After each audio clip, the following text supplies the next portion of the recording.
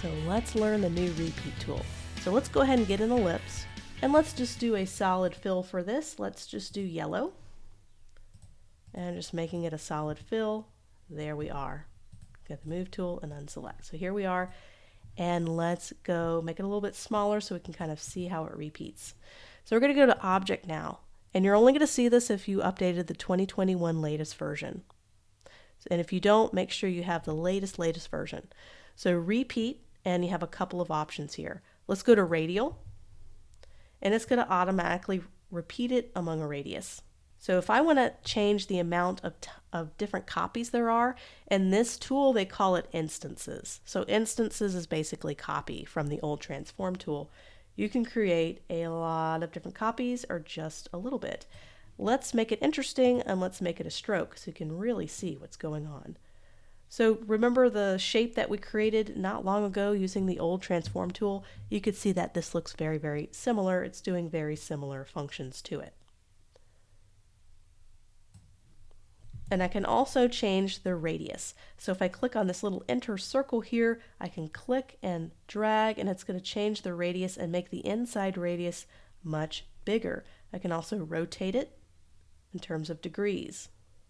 There's also this last little object here which I can click, and I can make it just go on a certain part of the stroke. So if I just want to have it halfway, or I just want to have a certain, like a quarter of it, I can do that as well just by changing that little option. So there's three different things. There's instances, there is how much degree wise is the effect applied, and there's also rotate. There's also some other abilities that it has. So let's go to Object, go down to the new repeat tool, and do a grid. So if you have done any lessons with me with learning Adobe XD, you'll feel right at home.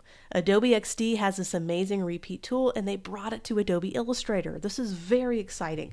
We can create patterns so much easier than using the pattern tool.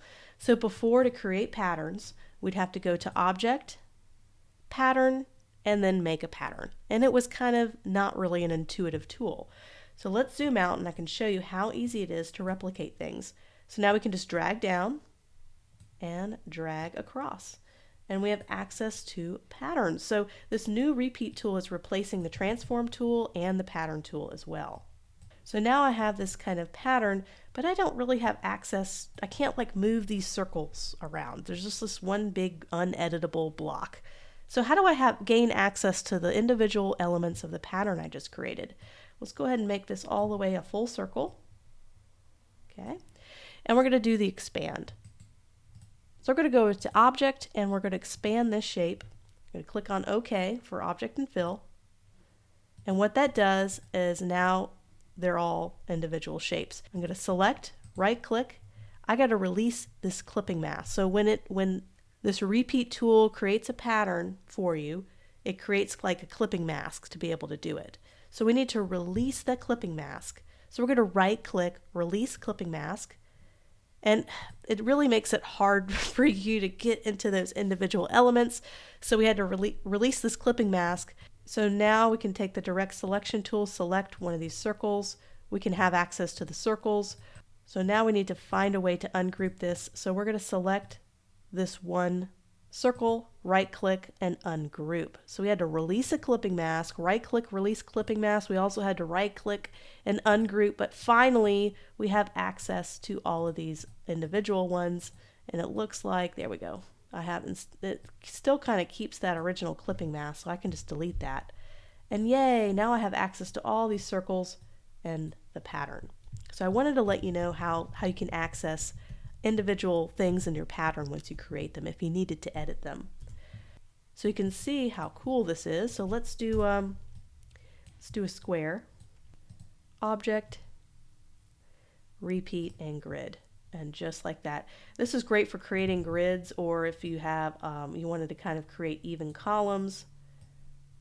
And this is great for layout too. So let's say you just wanted to have, you know, 4 pictures across. So you have 4 pictures right here. You can make it a little bit bigger. There you are. To be able to access those shapes, of course, we have to expand, and then just we'll have to release that clipping mask. And then finally, maybe we can ungroup it. And now we have access to 4 squares, just like that. Very easy. So now I could put a picture on top of this, right click.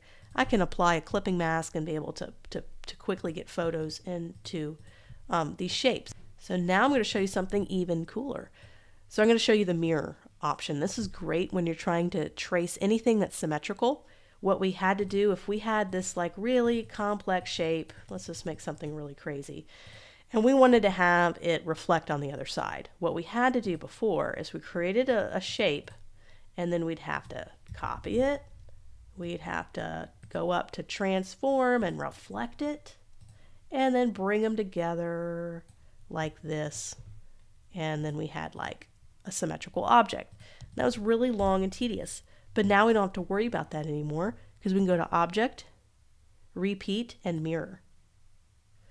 So now it's going to mirror anything across. This is kind of the middle point, and it's going to reflect on the left and the right side evenly.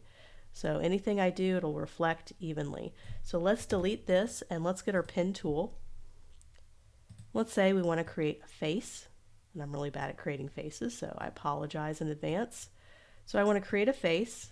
I'm going to go ahead and go right here, and it's going to connect both. And I instantly made a face. Get my move tool, select off. So if I just wanted to do an eye, so let's get the ellipse tool, do eyes, and then the curvature tool to give it a little bit of a, and then you can move it down, and it literally cuts your tracing time in half. So if I wanted to trace an object, let me go ahead and grab something online and just kind of show you how quick and awesome this is. So let's say I want to trace this wine bottle. I'm trying to create this wine bottle shape for a logo. So let's create a shape, and we're just going to have that one shape selected. We're going to go up to Object, Repeat, and Mirror. And you can change where the mirror shows up on your document. So let's say I want to put it right over the image. I could just shift it over right here, right there in the middle of the photo. All right, so let's start tracing. I have my pen tool. Of course, this only really works with perfectly symmetrical objects. And let's just start to trace around the object. I'm trying to simplify this because it'll be for a logo.